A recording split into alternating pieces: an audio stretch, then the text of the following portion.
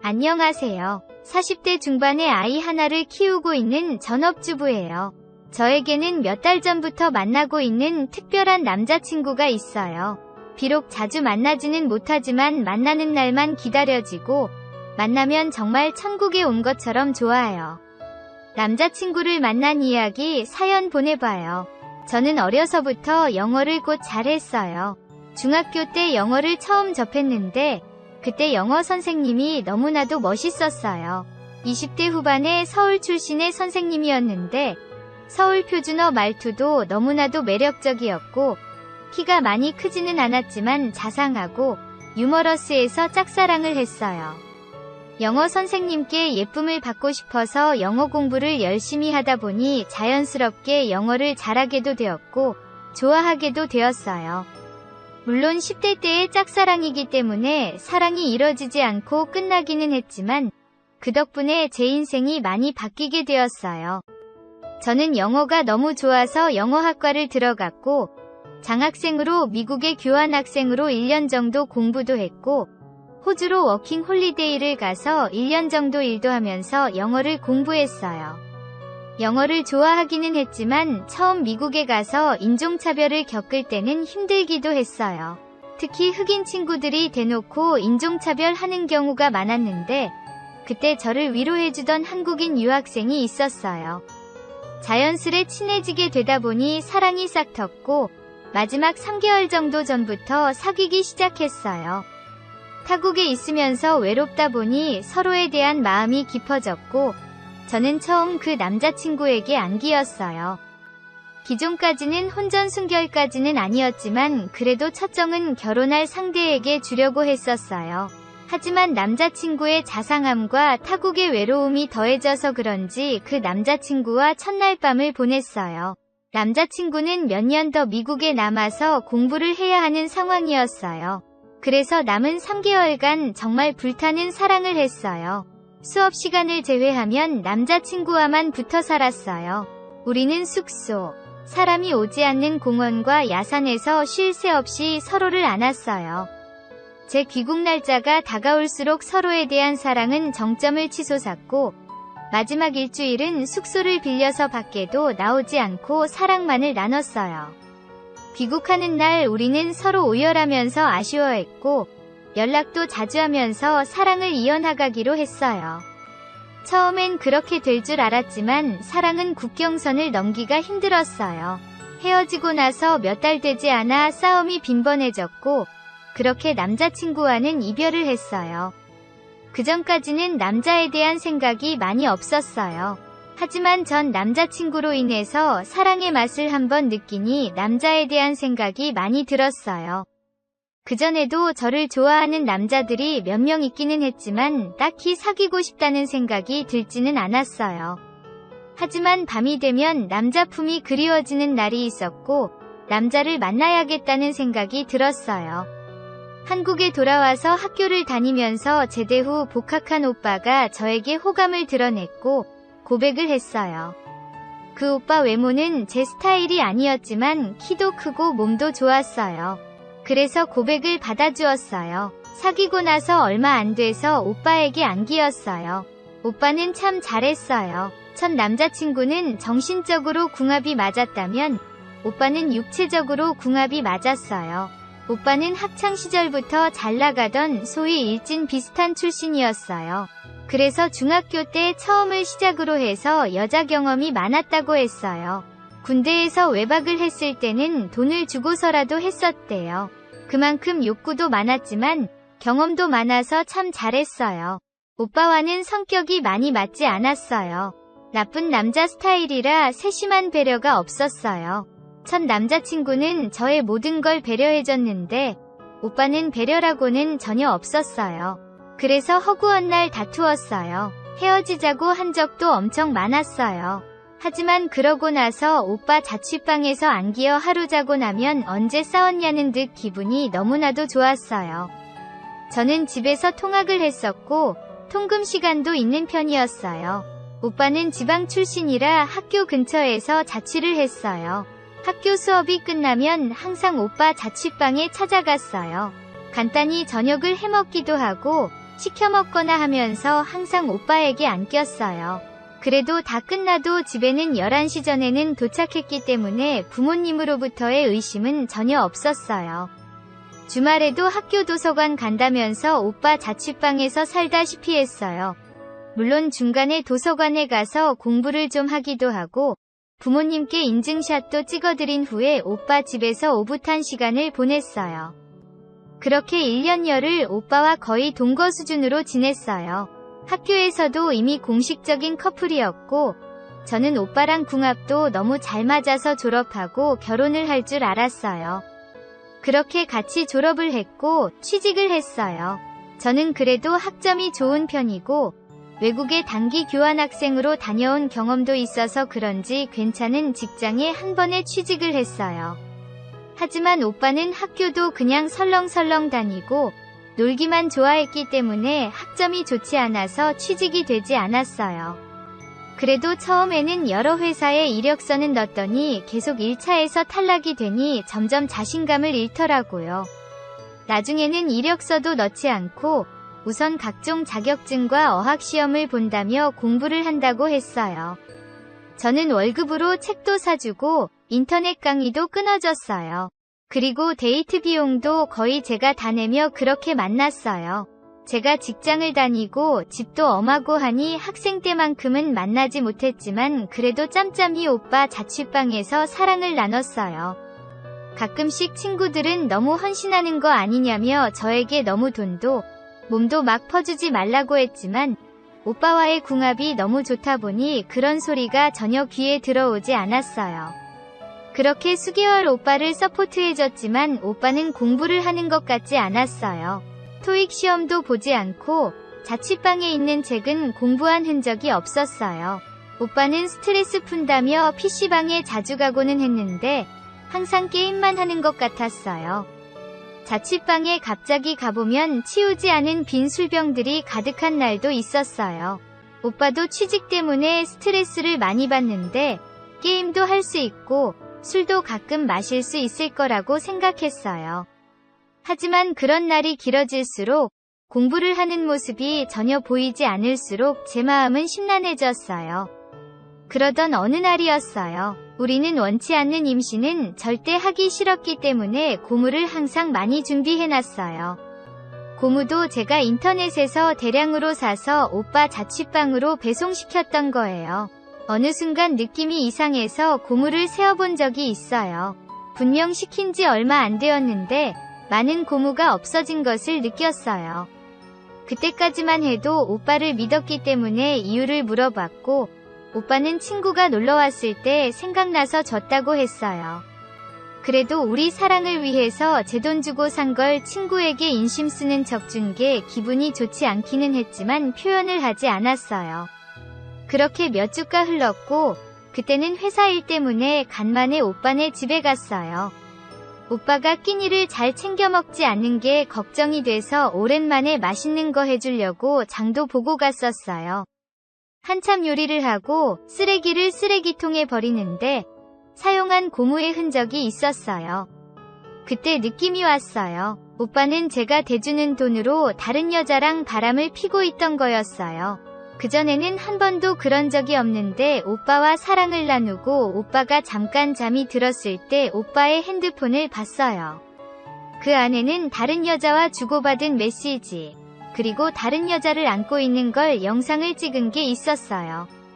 저는 너무나도 큰 충격을 받았고 그 순간 뭐 어떻게 해야 할지 몰랐어요.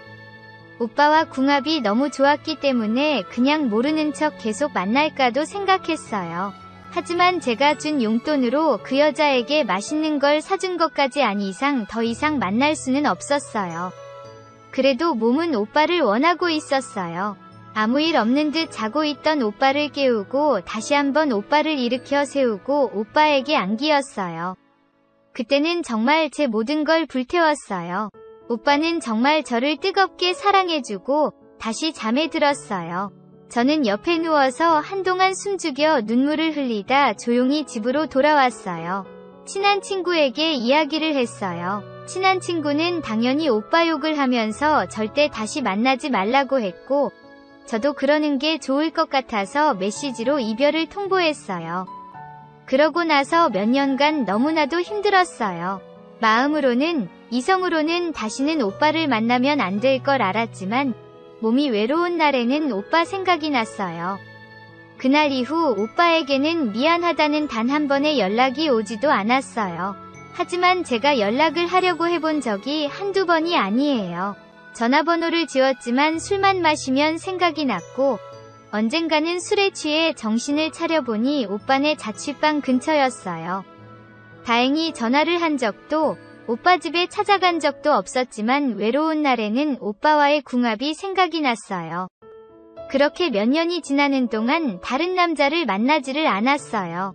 물론 호감을 표시한 남자들은 있었지만 제 머리와 마음속에는 오빠만 있었어요.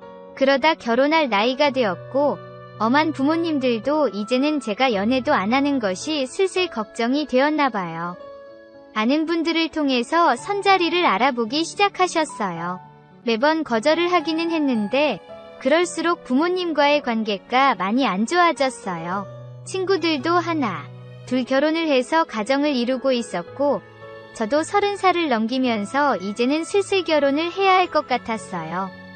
그러다 어느 날 어머니가 선보라며 사진을 보여줬는데 그게 지금의 남편이에요.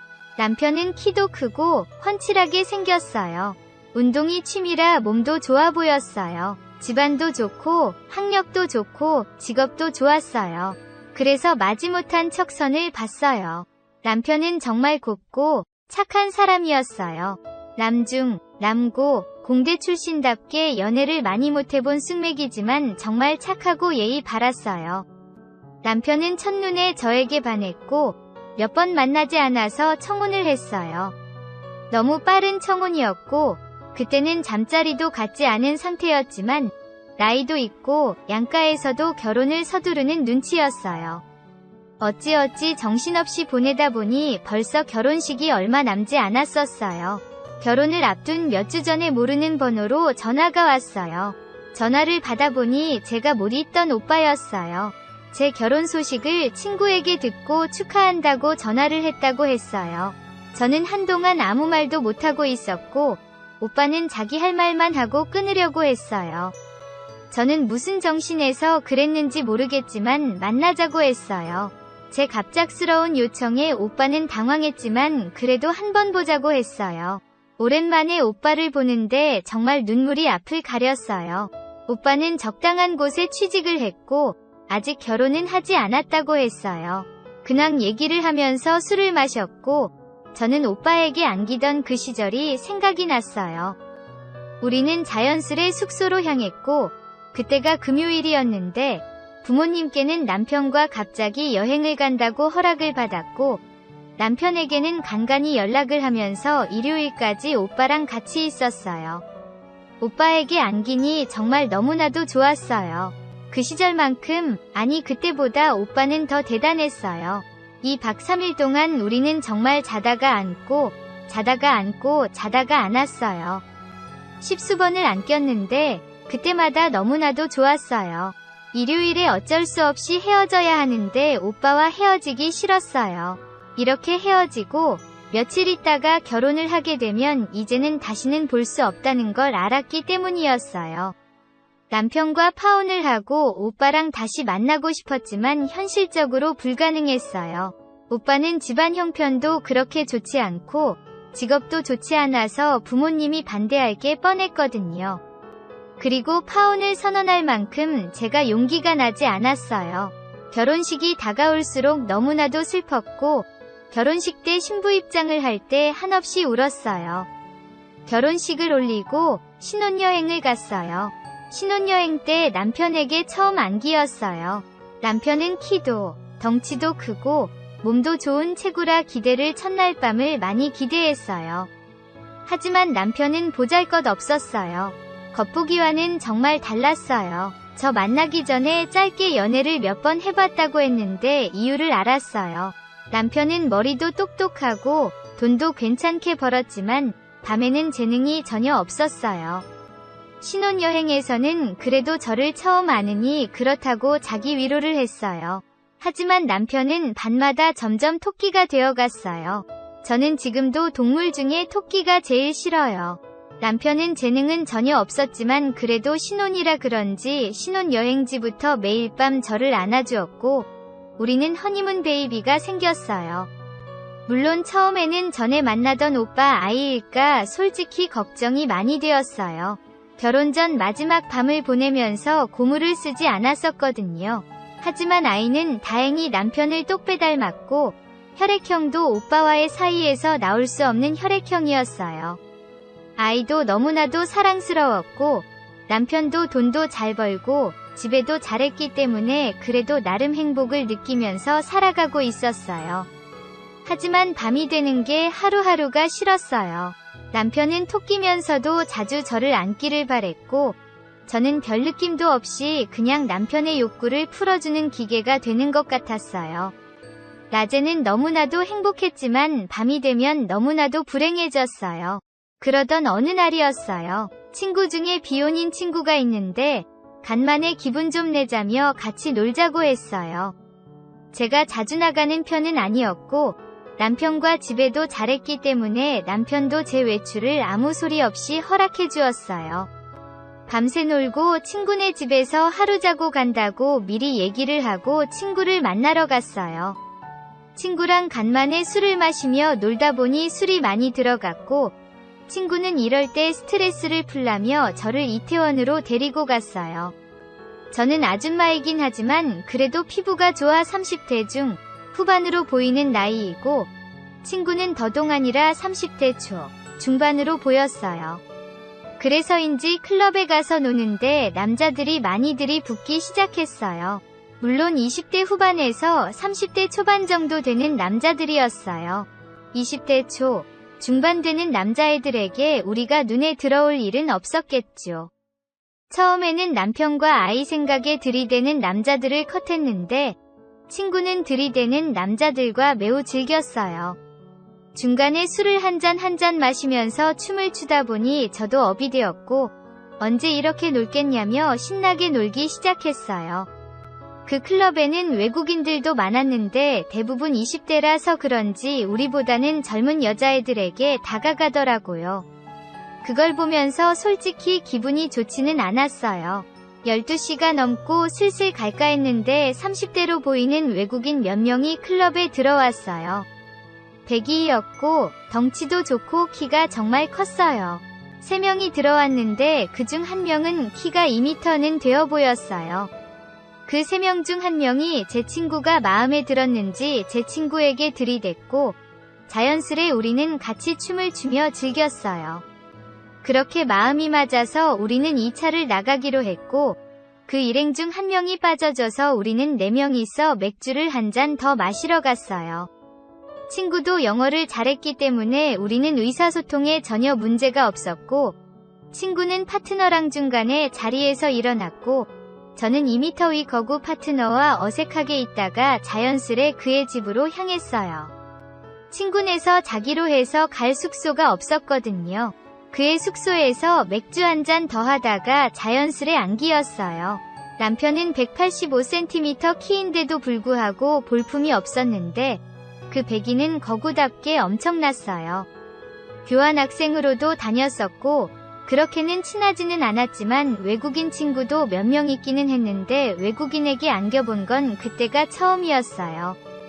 정말 환상적이었어요. 제가 영상을 자주 보지는 않지만 가끔씩 남편이 원해서 본 경우가 있었거든요.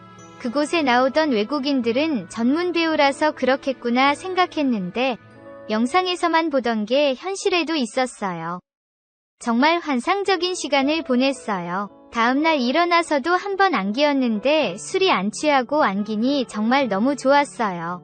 남편과 결혼 전 만났던 오빠를 못 잊었던 것도 궁합 때문이었는데 그 오빠는 정말 새발의 피였어요. 이 남자는 정말 최고의 궁합을 보여줬어요.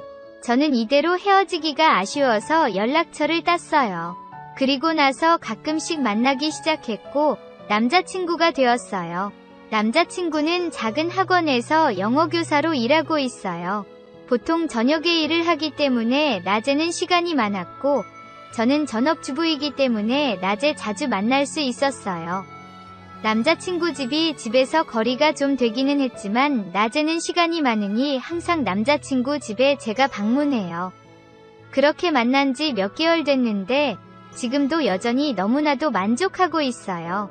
남자친구에게는 사실 여자친구가 있어요. 그 여자는 외국인 여자라고 해요. 처음 몇 번 만났을 때 남자친구가 여자친구가 있는 걸 고백하면서 더 이상 만날 수 없을 것 같다고 했어요. 게다가 제가 남편도 있고 아이도 있는 걸 알고는 저를 밀어내려고 했어요. 하지만 저는 제가 조심히 잘하면서 걸리지 않게 할 테고 여자친구 있는 거 전혀 터치 안 할 테니 저랑도 사귀자고 했어요. 남자친구도 여자친구와는 오래 사귀어서 조금 식상할 때도 있는데 저랑 궁합이 좋다며 그러자고 했어요. 그리고 서로 합의하에 마음은 주지 말고 궁합만 맞추는 사이로 지내기로 했어요. 그래서인지 우리는 언제는 열정스럽게 서로를 안고 있어요. 보통 일주일에 두 번 만나는데 남자친구를 만나는 날에는 날아갈 것 같은 기분이 들어요. 항상 최고의 만족도를 저에게 주고 있거든요. 해소되지 않았던 게 풀리다 보니 제 삶이 더 행복해졌어요. 남편이 원하는 날에는 항상 불편했는데 지금은 그것도 즐기고 있어요. 제 마음이 편해지니깐 남편에게도 많이 관대해진 것 같아요. 그동안은 전혀 해소가 되지 않아서 남편이 원망스러웠는데 지금은 남자친구에게서 다 풀고 있으니 남편의 단점도 이제는 받아들이고 있어요. 부부라는 게 궁합 이외에도 많은 것들이 중요하지만 궁합도 정말 중요하잖아요. 그동안은 궁합이 전혀 안 맞아서 너무 힘들었는데 남자친구가 풀어주는 남편과는 더 이상 문제가 될 게 전혀 없어요. 다행히 남자친구도 저와의 연애를 좋아하는 것 같고 여자친구에게도 전혀 걸리지 않을 것 같아서 우리의 관계가 당분간은 지속될 것 같아요. 저는 요즘 너무나도 행복하답니다. 대한민국 부부들 중에는 서로의 집안도 너무 잘 맞고 성격도 너무 잘 맞는데 궁합이 안 맞는 부부들이 많은 것 같아요. 제 친구들만 봐도 남편과의 궁합이 안 맞아서 이혼까지 한 친구도 있고 이혼을 생각하는 친구도 있어요.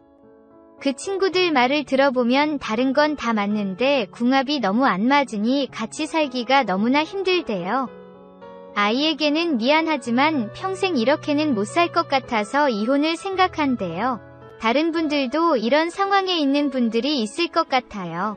궁합은 매우 중요하지만 일부분이에요. 차라리 저처럼 애인에게서 배우자의 부족한 면은 채우면서 행복하고 단란한 결혼 생활을 유지하는 것도 하나의 방법일 것 같아요. 정 안 되면 이혼을 정답이겠지만 저처럼 이렇게 노력을 해보는 것도 좋을 것 같아요. 저와 같은 불만족이 있는 분들은 정말 괜찮은 애인이 생기시길 기원할게요. 정말 좋아요. 나 자신에게도 그리고 배우자 그리고 가정에게도 말이에요.